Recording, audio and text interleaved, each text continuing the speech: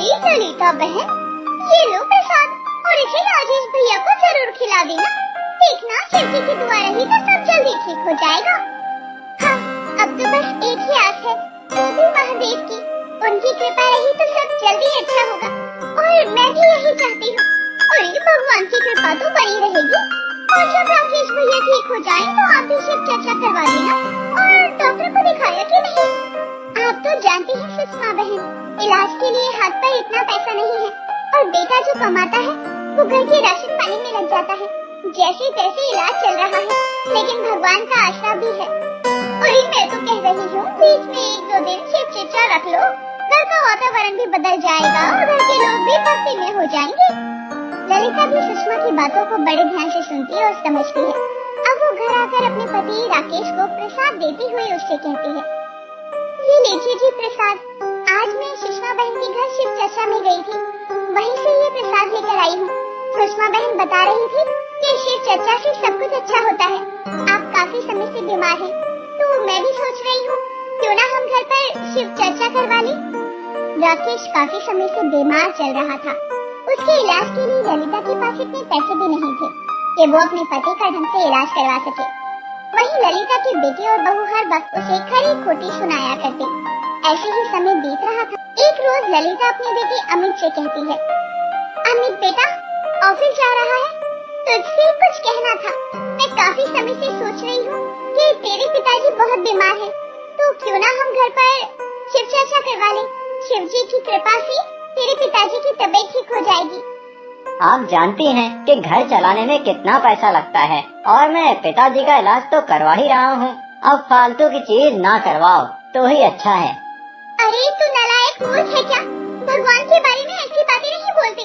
महादेव पूरी दुनिया चलाते हैं और तो और उनके बारे में ऐसी चीजें तू बोल रहा है। अरे महादेव से बड़ा इस जगत में कोई नहीं है। ललिता और अमित बातें कर रही थी, तभी वहाँ ललिता की बहू काजल का आना होता है। माँ जी, अगर आपको इतनी ही दिक्कत हो रही है तो मैं सोच रही हूँ आपको एक काम धंधा ढूंढ लीजिए और पैसा कमाकर जितना मर्जी जहाँ मर्जी खर्च करते रहिए। मेरे पति जितना कमाते हैं उसमें उन्हें 1 रुपया नहीं बचता है।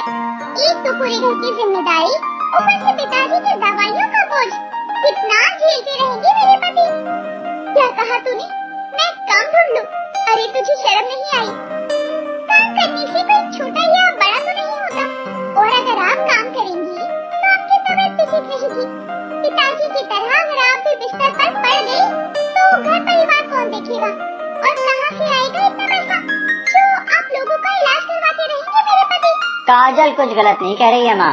आप काम कर सकती हैं इतना तो आपका शरीर चलता ही है। अपनी बेटी बहू की बातें सुनकर ललिता को बहुत बुरा लगता है। वहीं दूसरी तरफ अमित काम के लिए निकल जाता है और काजल अपने काम में लग जाती है। लेकिन अब देर रात ललिता अपनी बेटी बहू के बारे में सोच रही होती है। हे महादेव, ना जाने मेरी बेटी बहू को क्या हो गया है, कैसी बातें कर रहे हैं। मुझे इस बुढ़ापे में काम कौन देगा? कुछ भी समझ नहीं आ रहा। एक तो मेरे पति की तबीयत खराब है और ऊपर से कोई साथ नहीं दे रहा। वैसे बहू का कहना भी ठीक ही है, 4 पैसे कमाऊंगी तो घर में मदद ही होगी। अब अगले दिन की शुरुआत के साथ ही ललिता काम के लिए निकल पड़ती है।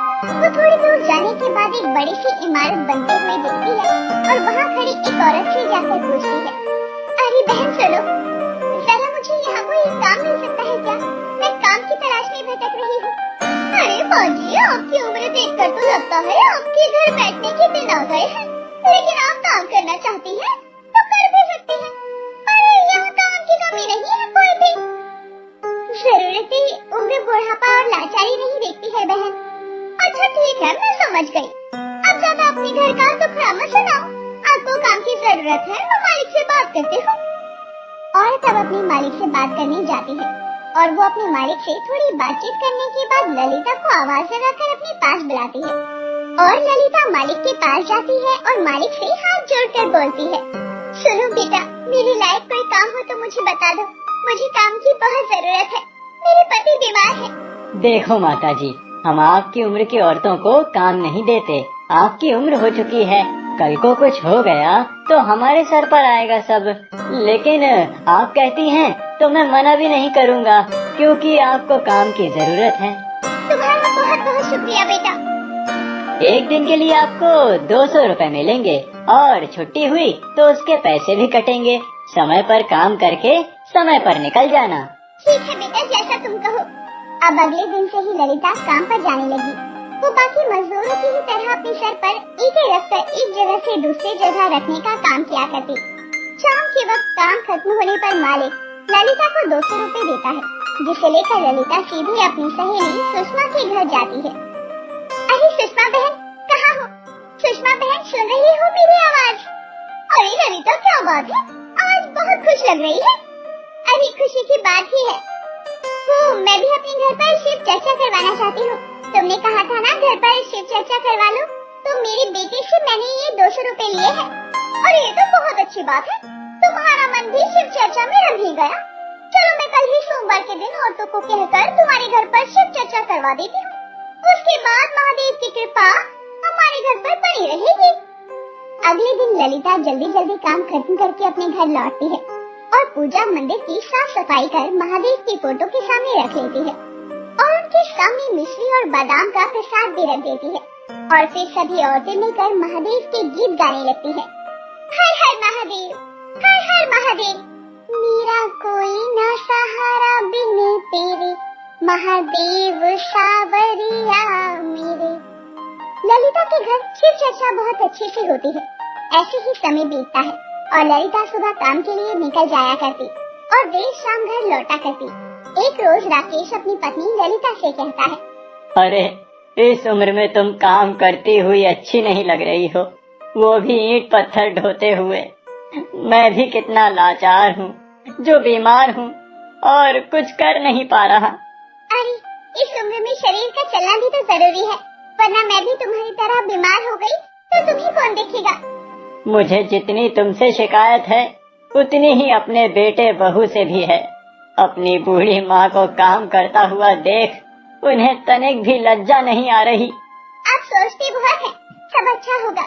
भगवान पर विश्वास रखिए, महादेव जो करेंगे अच्छा करेंगे। अब अगले दिन जब ललिता काम करके घर लौट रही थी, तभी अचानक बहुत तेज बारिश आ जाती है और बहुत जोरों से बिजली कड़कने लगती है। हे भगवान, इस बारिश को भी अभी आना था, अब मैं कहाँ छुपूं? ये बारिश भी ना। तभी उसे एक बरगद का पेड़ दिखाई देता है। ललिता उस पेड़ के नीचे जाकर छुप जाती है और बारिश रुकने का इंतजार करने लगती है। फिर तभी उस पेड़ के पास ही उसे एक काले रंग का अजीबोगरीब पत्थर दिखाई देता है, जिसमें से तेज प्रकाश निकल रहा था। ये देखकर ललिता बहुत ज्यादा हैरान हो जाती है। अरे ये पत्थर कैसा है और इसमें से ये अजीब सी रोशनी कैसे निकल रही है? मुझे कुछ समझ नहीं आ रहा। इसके बाद वो उस पत्थर के पास जाती है और उसे हाथों में उठा लेती है और मन ही मन सोचने लग जाती है। दिखने में तो ये बिल्कुल शिवलिंग जैसा लग रहा है, लेकिन ये इस सुनसान जगह पर कैसे आया? लगता है कि इस पर किसी की नजर नहीं पड़ी, इसीलिए तो ऐसे किनारे पर पड़ा है। एक काम करती हूँ, मैं इसे अपने घर ले जाती हूँ। इसके बाद वो उस पत्थर को अपने घर ले जाती है और उसे अच्छे से साफ सुथरा कर अपने घर के मंदिर में रख देती है। अगली सुबह जब काजल की नजर उस शिवलिंग पर पड़ती है, तो वो आवाज लगाते हुए अपनी सास से पूछती है, अरे ओ माँ जी, ये पूजा के मंदिर में पत्थर लाकर किसने रख दिया? बेटा ये पत्थर नहीं है, बल्कि शिवलिंग है। कल रात मुझे ये एक सुनसान जगह पर मिला। तुम्हें पता है, उस काली अंधेरी रात में भी शिवलिंग से एक तेज रोशनी निकल रही थी। देखो, देखने में ये शिवलिंग जैसा है, लेकिन मेरी माँ तो कहती है कि घर पर शिवलिंग नहीं रखना चाहिए। बेटा, मन चंगा तो कटौती में गंगा, ये कहावत तो तुमने सुनी होगी ना। सच्चे मन से तो हम महादेव को किसी भी रूप में पूज सकते हैं, फिर चाहे वो शिवलिंग हो या फिर उनकी मूर्त। उस रोज के बाद ललिता हर रोज सुबह शाम उस शिवलिंग की पूजा करती है। उस अद्भुत शिवलिंग को देखने के लिए मोहल्ले की औरतें भी ललिता के घर आने लगी और आखिरकार गांव की औरतों ने फैसला किया कि अब से ललिता के घर पर ही हर सोमवार को शिव चर्चा होगी। इस तरह हर सोमवार ललिता के घर शिव चर्चा भी होने लगी। देखते ही देखते महादेव की कृपा से ललिता का पति राकेश भी ठीक हो जाता है। देखिए जी, मैं ना कहती थी महादेव सब ठीक कर देंगे। बोलिए हर हर महादेव, हर हर महादेव, ओम नमः शिवाय, ओम नमः शिवाय। इसके बाद दोनों पति पत्नी महादेव के जयकारे लगाने लग जाते हैं।